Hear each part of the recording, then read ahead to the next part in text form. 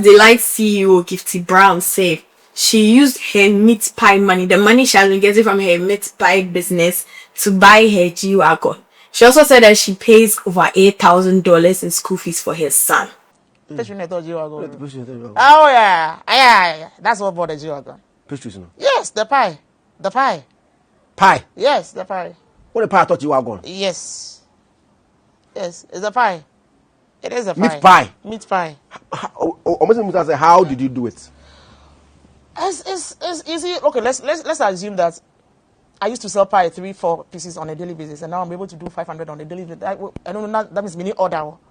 I'm going to just walk into the counter and buy 500 pieces a day. So if there's mostly every day there's orders, and I pick up and say people are picking up their orders. Most of the banks around, most of the companies around buy from Cookers Delight in the morning. So when we open from 6, you see banks, people are packed. Sundays when you come, there's a queue. People are always queuing for my pastries. So the G-Wagon is coming from the pie. It's coming from the pie. How much is one? We have 15 and 20 cities.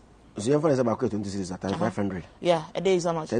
And people are taking to X to say all sorts of things. Now, I understand why that is the main focus, because that was the caption that Felix used when he was promoting the YouTube video. They actually had a sit down and they had a conversation, and then he posted it on YouTube. Now, I have taken time to watch the full YouTube video, and I feel like all of you should go watch it before you jump to conclusions, because the G-Wagon conversation was just like less than a minute of everything that this lady was talking about. In the YouTube video, she was talking about her struggles. She hasn't always been rich. You know, she was once married about 16 years ago, and her husband was murdered, according to her.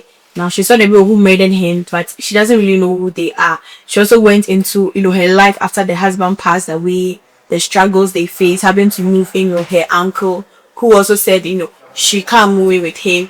He later sent her on her merry way back to Accra. A lot happened. Yes, there was a lot that went into her building her business and then even expanding. She also talked about, you know, her belief and her faith. She's a Christian. She goes to church. She says she goes to ICGC, and she has actually learned a lot from Pastor Otabel in regards to, you know, her trauma, how she went through life dealing with, you know, the loss of her husband, having to cater for her son by herself, even though she didn't even have any money at that time. Also struggles with the courts, because, you know, I think property that was owned by her husband was owned by both him and his sister. So after he passed, they took her to court. There was just a lot. Personally, I've learned a lot from that video.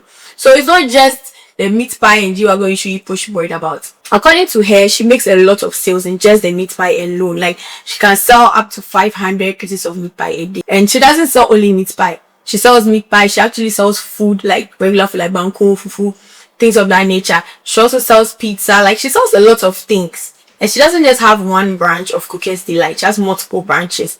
And she said people are always buying every single day. They open as early as 6 a.m. and they close very late. And from that time till the time they close, there's always food. People are always trooping in to buy. She also does custom orders for those who do events, you know, weddings, parties, other ceremonies where you would offer, like, maybe you go and hire for catering services. Yes, she offers those services as well. So this woman looks like somebody who is really making it for herself. So I don't know why it's so ridiculous to people that she can buy a G-Wagon. It's not like it's a 2026 G-Wagon. The G-Wagon is a 2004 G-Wagon. Fine, me, I don't really know the difference in prices, but I'm assuming that 2004 G-Wagon is not as expensive as 2026 G-Wagon. So what's with the outrage? I mean, we have influencers that are buying Benz. Influencers are buying Benz. Why can't a woman who owns multiple businesses buy a G-Wagon? Like, I think the way we see money sometimes also affects these things, because some people genuinely, they cannot fathom having enough money to buy a G-Wagon. So when they see that somebody else has it, they automatically assume that the person is lying and the person didn't get it through any, you know, good means, and no, they're just lying to us. You have people in the comment section talking places that, hey, they can't wait to make it, because when they make it, the stories will come and tell people. Because usually people who are rich, when they tell us, you know, the grassroots, how they started, you know, the struggles they face, the small business they started doing, people don't believe them.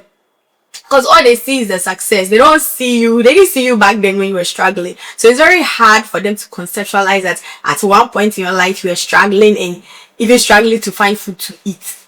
You get it? And now you have all of these things that they are seeing. They don't believe it, but most people have very humble beginnings, especially those who did not grow up with a silver spoon in their mouth. So guys, like, relax. So like some of the comments under Zara Felix's post, they're actually quite ridiculous. Someone said, all be lie.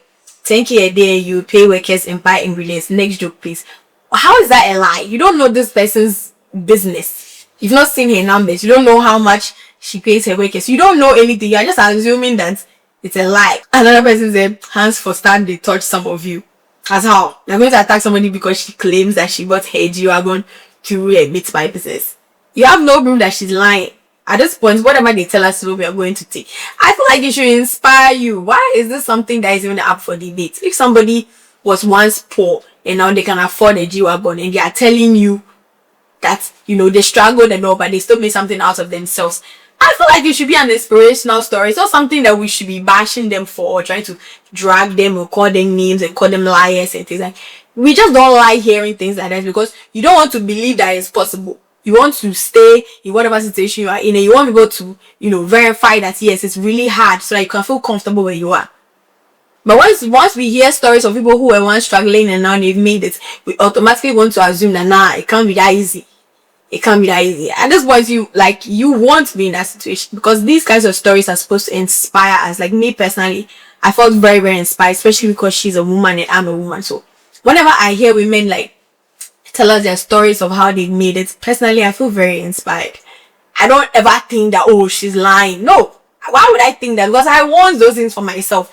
Maybe I don't want a G-Wagon, but I also want a better life. She said that she did all of these things to escape poverty. She was in abject poverty a couple of years ago, you get it, and that was all she thought about. She even said that she hasn't dated anybody seriously for 16 years. She hasn't celibate for over 16 years. You know, like there's a lot that went into it. So personally, I think it's very possible. She just focused on herself and her grind. So if now she's driving a G-Wagon, like I feel like personally we should be inspired instead of trying to drag this woman. But anyway, yeah, that's my personal opinion. Let me know what you guys think about this entire story. Do you think it's possible? Do you feel inspired? Or are you one of these people that are saying, no, it's a lie? These people just like lying to us? I want to know in the comment section and I'll see you guys in the next video. This has been What They Go On right here at Your Channel Studios with me, Karen Jacqueline, your favorite host.